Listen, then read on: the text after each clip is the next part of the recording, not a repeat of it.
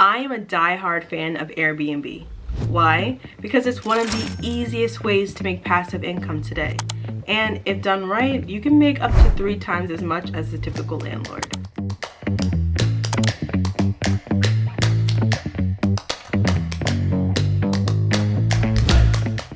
My name is Julene, and I make interior design based content. Today I'm going to show you how to set up your Airbnb. Not so much the logistics, but how to design and style your Airbnb, what tools you'll need, and how you can stand out from the typical Airbnb host. I'm going to share the secrets to get an eye-catching listing, and I'll share a list of all the essentials you'll need to get a 5-star review.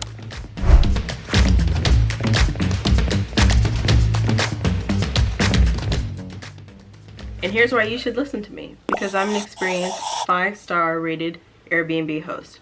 I have years of experience in Airbnb, property management, and interior design. So that's the perfect combination to give you all the tools you need to have an eye-catching, explosive, booked Airbnb.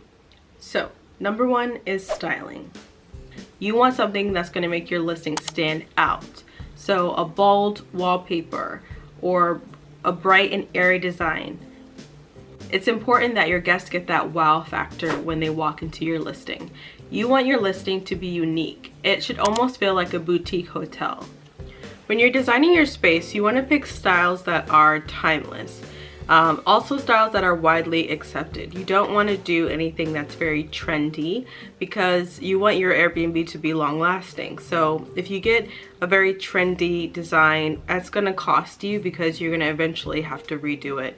And you want to profit as much as possible by getting a classic timeless design that's widely accepted. Some designs that are widely accepted are modern, contemporary. When you're designing for Airbnb, it's also wise to lean into the area that you're located. So for example, if I were to have a Airbnb in Santa Monica, California, right next to the beach, maybe I would do a nautical theme, or I would do more like Cali lax or Cali cozy styles, or California modern design. I want to lean into that. I probably wouldn't do like a farmhouse design. So maybe save the farmhouse for something that's more southern. Oh my gosh, I hate when people have sheets for their Airbnb that are not white. Picking white sheets is very important because it shows the guest any kind of stain or detail that they would want to see.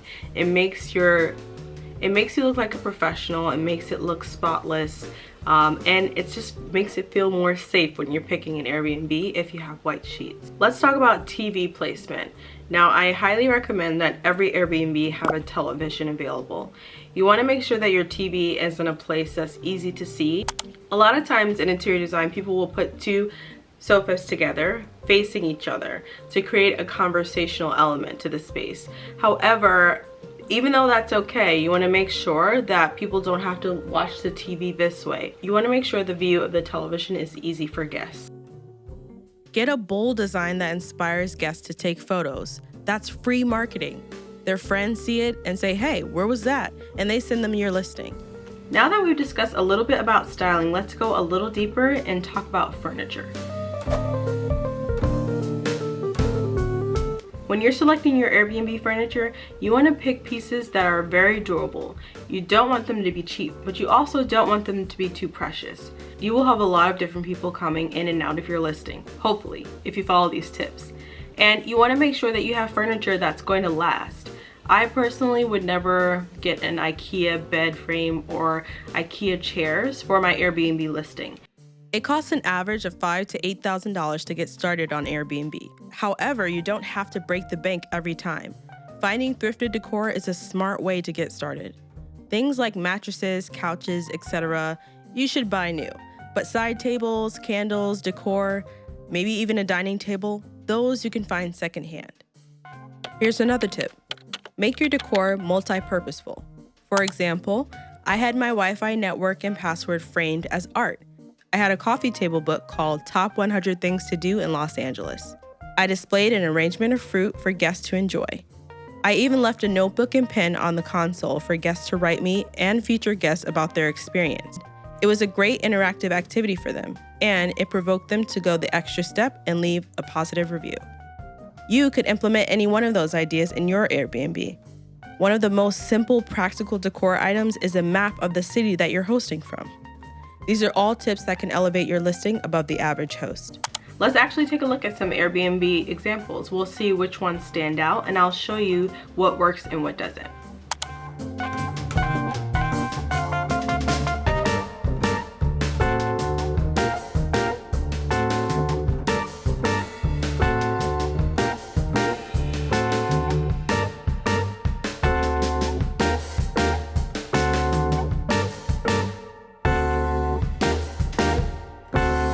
I do not recommend getting a white sofa because that's going to get dirty super quick and it's going to be a huge waste of money.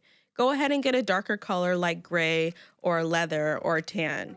You don't want to get anything too light unless it's your sheets. White sheets are always a plus. White towels are also a good idea because it makes your listing look very clean and professional.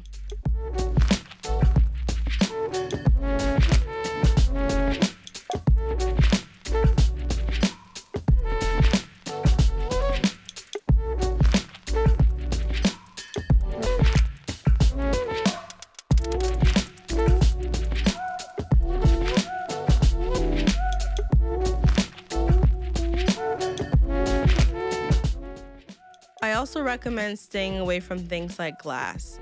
You really want to be intentional and thoughtful when hosting.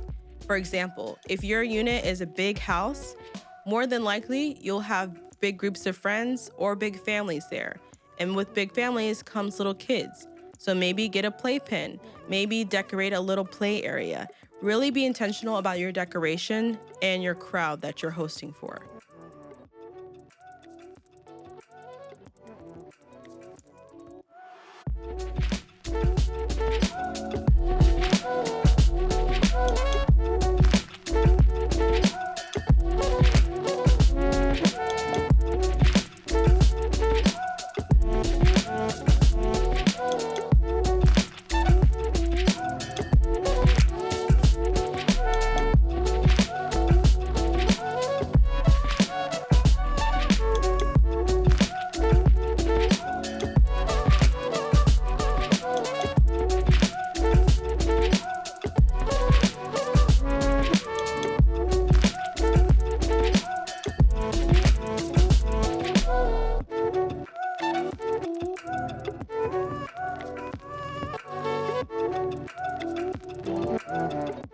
On occasion, I will consult with clients on how to set up their Airbnb.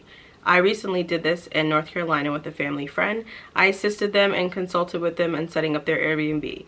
Although I did not design this space, I did tell them everything that they need to know for setting up an Airbnb. I also went into details about their area, compared different listings in the area, and showed them what would attract guests to their area. Now, these are all things that we can discuss further in a different video, and if that interests you, go ahead and drop a comment in the section below. I took my clients to IKEA to grab all those household items that are easy to forget.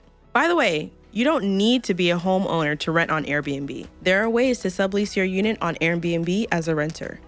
But that's a whole different video. So comment below if you want to learn more. I do think it's important for every Airbnb to have a desk area for business travelers. So let's get creative about how we can include a work area somewhere in the Airbnb. Organizer for utensils. So when you're designing your Airbnb, the basement floor is going to be like your haven for everything that you need. One thing that you want to make sure that you get is Tupperware.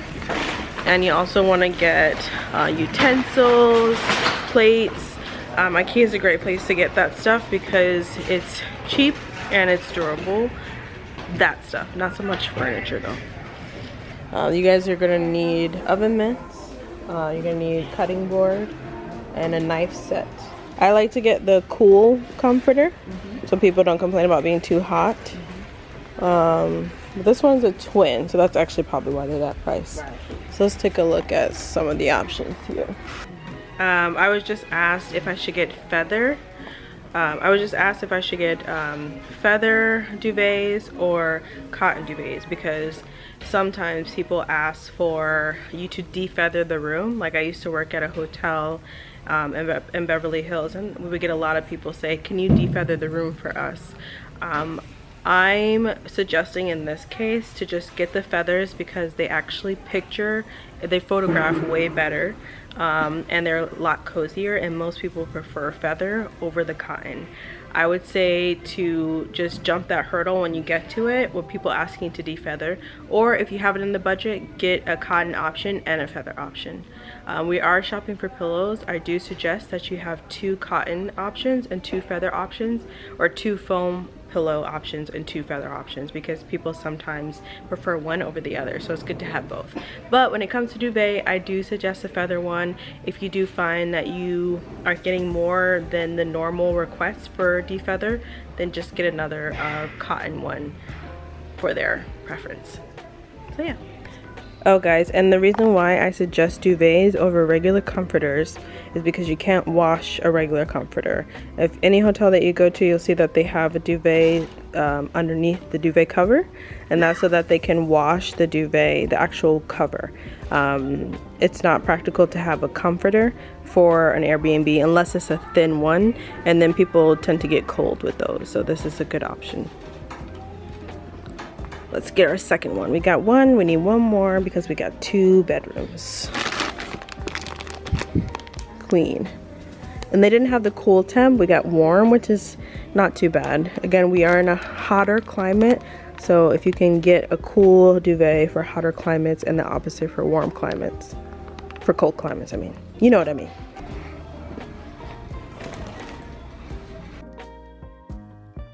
Now, this list isn't set in stone, but here are some of the essentials that you'll need to get your Airbnb started.